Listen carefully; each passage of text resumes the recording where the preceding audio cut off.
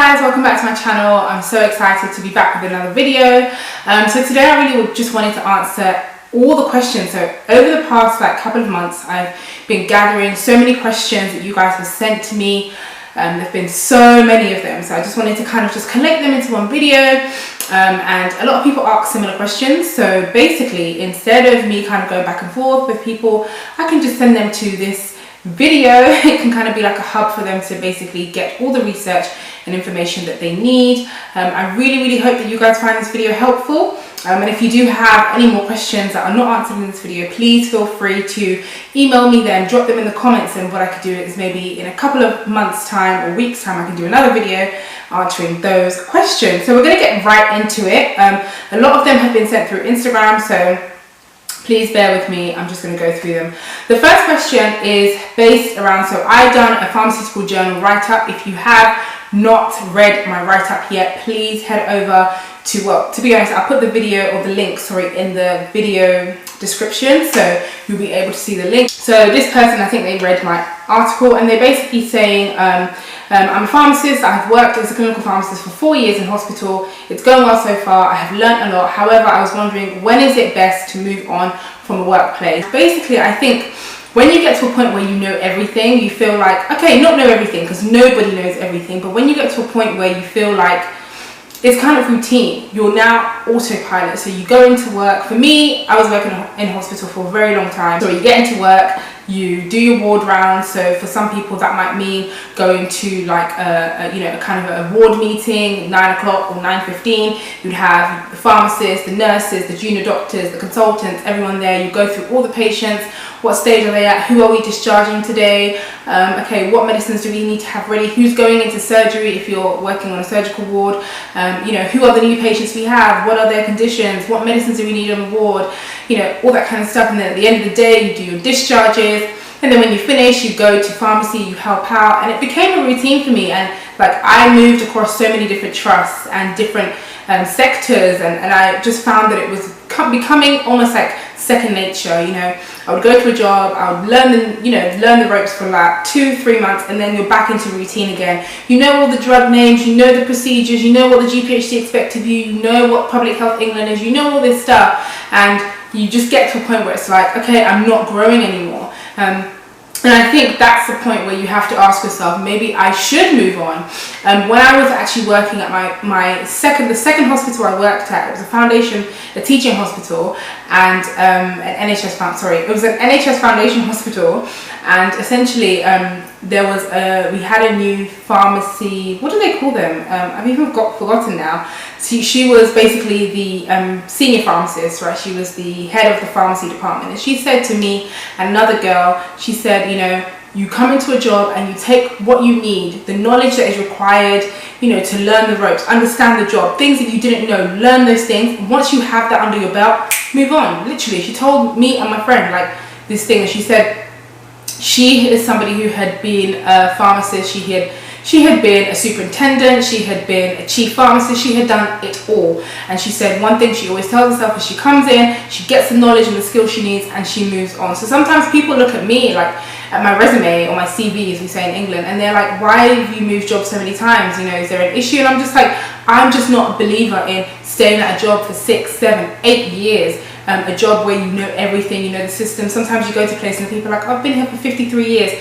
Good for you, Sandy, but I'm not going to sit at a job for 53 years if I know that I'm not growing and it's not taking me to my next goal and my next challenge and my next, essentially my next thing, my next great thing. So it's always great to come out of your comfort zone. So I think that kind of answers the question. The next question is, when do you stop learning? Again, it just goes back to I think maybe she meant, do you leave when you stop learning? So yes, when you stop learning, when you feel like you stop growing, when you become comfortable in a role, it's time for you to move on, essentially. How do you find the courage to push yourself to move to different places? Honestly, courage is a thing of, you just have to do it in the moment. I'm a Christian, so I'm a firm believer in the fact that God's grace and God's strength allows me the courage to do the things I need to do.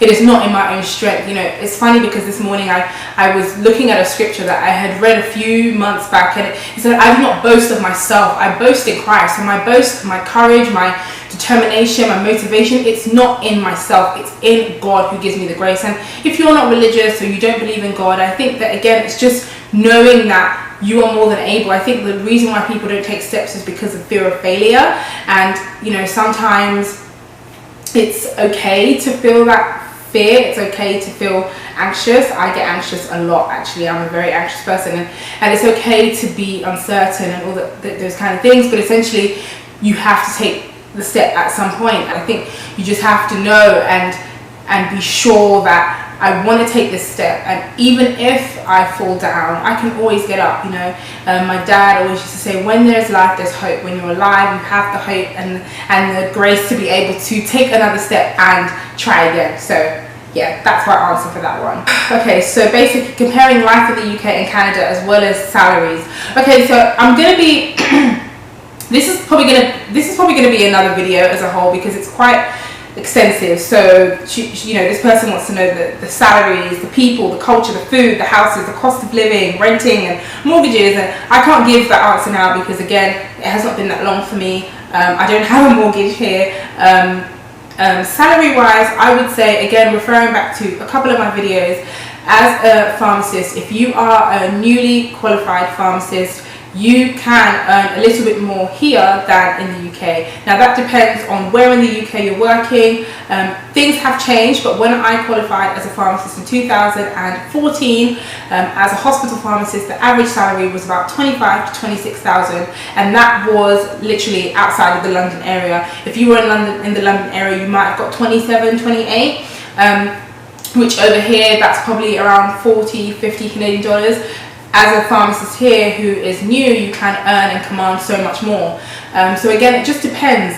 Also here they have this thing of paying you hourly. So some people are salaried where they have a set salary. Other people get hourly rates. So basically they're paid a certain amount every hour, which, you know, varies again. The other thing as well to put into consideration, I think some people were saying things like, oh, well, the money is not much different because in the UK as a pharmacist you can earn 50, 60k, of course.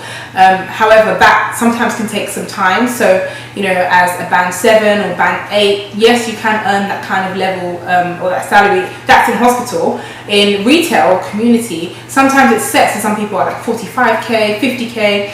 So those prices or those salaries, sorry, are available in the UK. The benefits here are you have benefits. So a lot of the jobs come with benefits. So you get dental cover, you get health cover, because obviously healthcare isn't free here. Well, partly, but not really. So like in the UK, we pay, I think I explained this in my other video as well, so you need to go back and look at my video. I'll put the link in the description below. So essentially here you will get, you know, in my last full-time role, I had cover for massages, so I could get massages. Obviously medical, so sports related massages and things like that. You have cover for therapy, so like if you wanted to see a psychiatrist, psychologist, whatever. You have cover for a chiropractor, you have cover for dental health, so all of my dental procedures I didn't pay a dime for. Essentially I had 100% dental cover, and it varies because some employers will do 90%, some employers will do 100%, some employers do 80%, so it varies. So again, on top of having a slightly raised salary, you still have those benefits as well. There are other things to consider.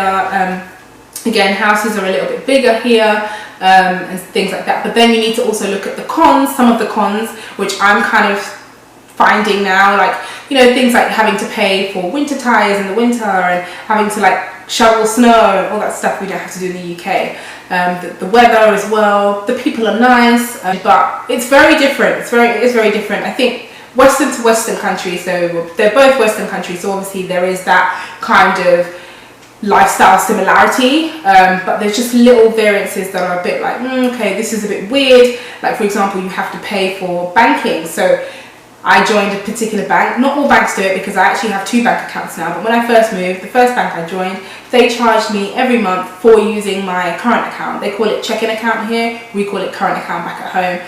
And I found that absolutely ridiculous. Like, how are you charging me to spend my own money? Like, is you crazy? Kind of thing. But essentially it's just one of those things that you just get used to. Phone bills I find ridiculously expensive over here.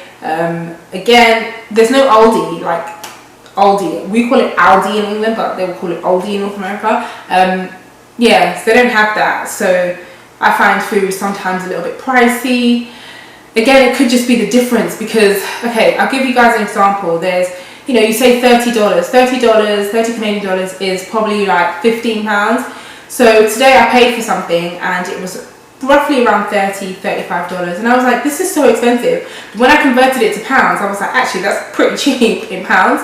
But again, you've got to remember you are earning in Canadian dollars and not in pounds. So the pound is one of the strongest currencies. So again, there's loads of pros and cons to weigh up, but that's something that I'll probably do in a video much later. Next question. These questions are a bit long, some of them, so I've tried to cut them down. I'm my last year pharmacy student in Italy. Do you have any advice for me that how I can prepare myself for the PBC exam? I have a full video on the PBC exam.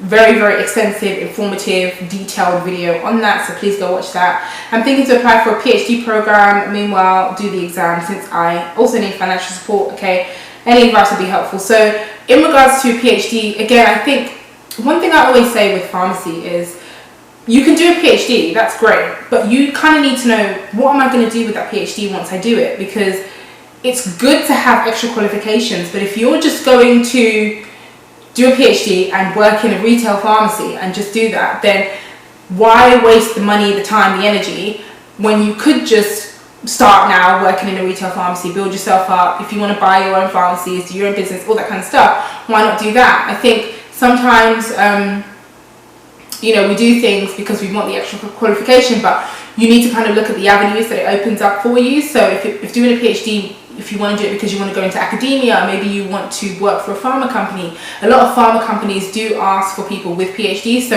again, there's so many different variances, and I think that it's important to look at that.